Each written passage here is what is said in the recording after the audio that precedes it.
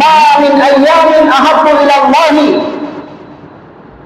মা মিন আইয়ামিন আল আমালু সালিহু ফীহিন্না আহাব্বু ইলা আল্লাহি মিন হাযিহিল আইয়ামিল আশরাতি قالوا يا رسول الله ولا الجهاد في سبيل الله قال ولا الجهاد في سبيل الله إلا رجل خرج بنفسه وماله فلم يرجع من ذلك بشيء এই 10 দিন জিলহজ মাসের প্রথম যে 10 দিন এই 10 দিন সম্পর্কে হাদিসের মধ্যে আসছে হযরত আব্বাস রাদিয়াল্লাহু তাআলা আনহু থেকে হাদিস বর্ণিত রাসূল সাল্লাল্লাহু আলাইহি ওয়াসাল্লাম ইরশাদ করেন আল্লাহর কাছে অন্য কোন দিনের ইবাদত এত বেশি পছন্দনীয় নয় যত বেশি পছন্দনীয় এই জিলহজ মাসের প্রথম 10 দিনের ইবাদত সুবহানাল্লাহ আল্লাহর কাছে বান্দারা আমল করে থাকে নেক আমল করে থাকেন এই নেক আমল যে সময়গুলোর মধ্যে করে আল্লাহ রাসূল বলেছেন যে আল্লাহর কাছে অন্য কোনো দিনের ইবাদত এত বেশি পছন্দনীয় নয় যত বেশি পছন্দনীয় এই 10 দিনের ইবাদত এরপরে সাহাবায়ে কেরাম প্রশ্ন করেছেন জিজ্ঞাসা করেছেন ওয়ালাল জিহাদু ফি সাবিলিল্লাহ হে আল্লাহর হাবিব জিহাদও কি এর সমান হতে পারে না জিহাদও কি এর সমতুল্য হবে না রাসূল উত্তর দিয়েছেন লা ওয়ালাল জিহাদু ফি সাবিলিল্লাহ আল্লাহ রাসূল বলেছেন না জিহাদও এর সমান হতে পারে না এই 10 দিনের ইবাদত আল্লাহর কাছে এত পছন্দনীয় এত দামি এত মূল্যবান যে জিহাদও এর সমান হতে পারে না এরপরে আল্লাহ রাসূল বলেন ইল্লা রাজুলুন খারাজা বিনাফসিহি ওয়া মালিহি ফালাম ইয়ারজি মিন যালিকা বিশাইইন আল্লাহ রাসূল সাল্লাল্লাহু আলাইহি ওয়াসাল্লাম এরপরে বলতেছেন তবে যদি কোনো ব্যক্তি তার জান মাল উভয়টা নিয়ে আল্লাহর রাস্তায় গিয়ে শহীদ হয়ে যায় জান মাল নিয়ে আর ফিরে আসতে পারেনি তার ব্যাপারটা ভিন্ন তাহলে আল্লাহর রাস্তায় জিহাদ করার চেয়ে দামি এই সময়ে ইবাদত জিলহজ মাসের প্রথম 10 দিন এত দামি এত মূল্যবান অন্য হাদিসে আল্লাহ রাসূল সাল্লাল্লাহু আলাইহি ওয়াসাল্লাম বলতেছেন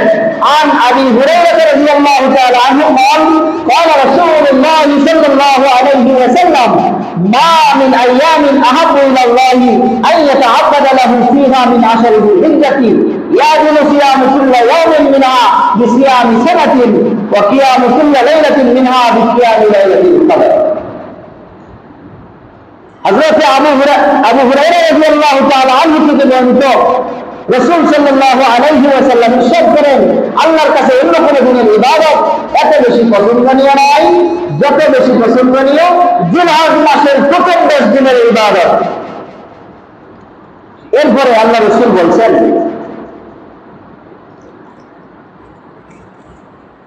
ইয়াদিলু সিয়ামু কুল্লি ইয়ামিন মিনহা বিসিয়ামি সানাতিন ওয়া কিয়ামু কুল্লি লাইলাতিন মিনহা বিকিয়ামি লাইলাতিল কদর এই জিলহজ মাসের প্রথম যে 10 দিন এই 10 দিনের কোন একটি দিন যদি কোন এক আল্লাহর বান্দা রোজা রাখে একটি রোজা 10 দিনের কোন একটি দিন রোজা রাখে এই একটি রোজা রাখার বিনিময়ে আল্লাহ পাক রব্বুল আলামিন তাকে 1 বছর রোজা রাখার সওয়াব তার আমলনামায় লিখে দিবেন সুবহানাল্লাহ এই 10টি রাত্রের কোন একটি রাত্র যদি ইবাদত করে 10টি রাত্রের কোন একটি রাত বিকিয়ামি কুল্লি লাইলাতুল কদর আল্লাহ রাসূল সাল্লাল্লাহু আলাইহি ওয়াসাল্লাম বলেন একটি রাত্রে সে ইবাদত করেছে এর বিনিময়ে তার আমলনামায় লাইলাতুল কদর ইবাদত করলে যে পরিমাণের সওয়াব লেখা হয় সেই পরিমাণের সওয়াব তার আমলনামায় লেখা হবে সুবহানাল্লাহ লাইলাতুল কদর এটা কোন রাত্রে হয় এটা নিশ্চিত জানা নেই আমাদের এজন্য শেষ রমজানের শেষ দশকের প্রত্যেক বছর রাত্রে লাইলাতুল কদর তালাশ করতে হয় অর্থাৎ কদরের সওয়াব পাওয়ার জন্য প্রত্যেক বেজুর রাত্রে ইবাদত করতে হয়। কোন রাত্রে লাইলাতুল কদর হবে জানা নাই। তবে আজকের যে হাদিসে আমরা শুনলাম, এটা আমরা লাইলাতুল কদর চাই আর না চাই, লাইলাতুল কদর আমার নসিবে আসুক আর না আসুক, কিন্তু আমি জিলহজ মাসের প্রথম যে 10 দিন, এই 10 দিনের যে কোনো রাত্রে যদি আমি ইবাদত করি, আমার আমল নামায় ওই লাইলাতুল কদরে ইবাদত করলে যে সওয়াব লেখা হবে, সেই পরিমাণের সওয়াব আমার আমল নামায় লেখা হবে। সুবহানাল্লাহ। তাহলে চিন্তা করে দেখুন, এই জিলহজ মাসের প্রথম 10 দিন কেমন মূল্যবান, কিরকম দামি সময়, মূল্যবান সময়। এই সময় আমাদের হেলাই খেলাই যাতে নষ্ট না হয়। আর মাত্র কয়েকটি দিন আছে, এরপরেই জিলহজ মাস শুরু হয়ে যাবে। এই জিলহজ মাসের প্রথম যে 10 দিন, এটা বড় দামি, মূল্যবান, আল্লাহর কাছে বড় প্রিয় সময়। প্রত্যেকটা দিন, প্রত্যেকটা রাত আল্লাহর কাছে বড় দামি, বড় প্রিয়। এজন্য এই সময়টা আমরা কাজে লাগাবো। এই সময়গুলো আমরা বেশি বেশি আল্লাহর জিকির আজকার মশগুল থাকবো, বেশি বেশি তাকবীর তাহলিল করার জন্য মশগুল থাকবো। বিশেষ করে জিলহজ মাসের যে 9 তারিখ আছে, 9 জিলহজ ইয়াউমে আরাফা, সেই সম্পর্কে হাদিসের মধ্যে আসছে, আল্লাহ রাসূল বলেন, আনা আবি কাতাদা রাদিয়াল্লাহু তাআলা আনহু قال قال رسول الله صلى الله عليه وسلم صيام يوم عرفة احتسب على الله ان يكفر السنة التي قبله والسنة التي بعده رواه مسلم। হযরত আবি কাতাদা রাদিয়াল্লাহু তাআলা আনহু থেকে বর্ণিত, আল্লাহ রাসূল সাল্লাল্লাহু আলাইহি ওয়াসাল্লাম ইরশাদ করেন, যদি কোনো ব্যক্তি ইয়াউমে আরাফা তথা 9 জিলহজ রোজা রাখে, তাহলে এই একটি দিনের রোজা রাখার বিনিময়ে আল্লাহ পাক রব্বুল আলামিন তার পূর্বের এবং পরের, পিছনের এবং সামনের 1 বছরের গুনাহ আল্লাহ পাক রব্বুল আলামিন মাফ করে দেবেন। সুবহানাল্লাহ। অতীতে আমি 1 বছর আমার গুনাহ হয়েছে, সমস্ত গুনাহ, 1 বছরের গুনাহ আল্লাহ আমাকে এই একটি দিনের রোজার বদৌলতে মাফ করে দিলেন। সামনে 1 বছর আমার দ্বারা গুনাহ হবে, অন্যায় হবে, অপরাধ হবে, আল্লাহ পাক রব্বুল আলামিন এই একটি দিনের রোজার বদৌলতে 1 বছরের গুনাহ আল্লাহ পাক রব্বুল আলামিন মাফ করে দিলেন। এজন্য এই 10টি 9 দিন, মোটে 9 দিন রোজা রাখার সময় 10 নম্বর দিন তো ইয়াউমুন নাহার, কুরবানির দিন। কুরবানির দিন রোজা রাখা হারাম। তাহলে মোটে এই 9টি দিন আমরা রোজা রাখার চেষ্টা করব। প্রত্যেকটি দিনের রোজার বদৌলতে